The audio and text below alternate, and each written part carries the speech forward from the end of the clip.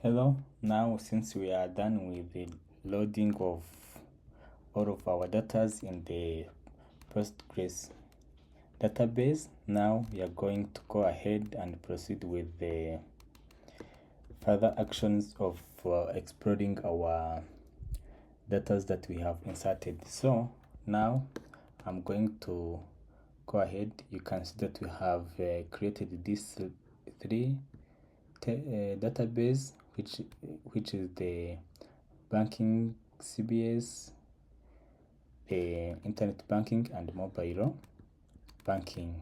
So let's go one by one and do some exploration on each part. So starting with the banking CBS, we have different tables, which is the accounts, branches, customers of the certain CBS, loans, some products, which could be the savings or the loan products or other kind of products, and certain transactions done by the customers. So let's go ahead and do some exploration and analyze the data that we are going to use while we are building this modern banking analytics platform. So we are, as a reminder, we are in this first section of preparing our data that we are going to use throughout building this whole architecture. So let me do some certain exploration here and set the limit to 10. You can see we have some clients here, and with their informations we can check from the branches and check for the existing branches that we have here. We can do some couple of activities here and try to, for example, check to count the records of our customers here.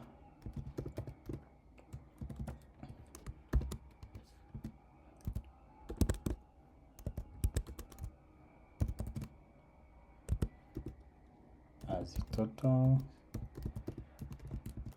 customers from the table of customers. So you can see that here we have the 800 records of the customers that we will be working on with throughout the whole process of building this analytics platform. So if you can go ahead also and check from the internet banking section, we have also this section of the mobile banking. All these are the different sections that here we have that we'll be using to build this banking analytics platform. So let's go ahead and also try to explore some data from the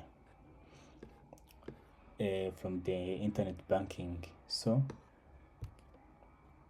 let's check from the login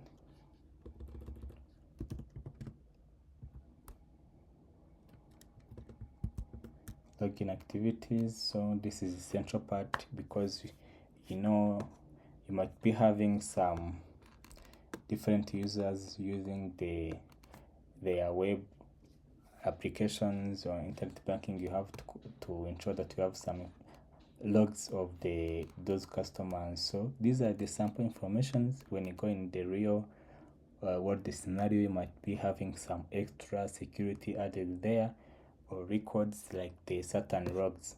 So in this section, we are using on the sample data that could be like certain of the simulation.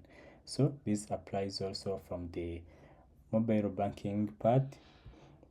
We can come and do some certain exploration of data. So I'm going to leave this for you guys so that we can proceed now with the next part of the project, where we are going to creating the banking data lake on the Amazon S3, so that all of these data that we are having here, we are going to migrate them to the Amazon S3, so that we can go ahead and start working on this section. So stay tuned for the next part of the video, and remember to subscribe for more this content of that we'll be creating in future. So see you in the next part.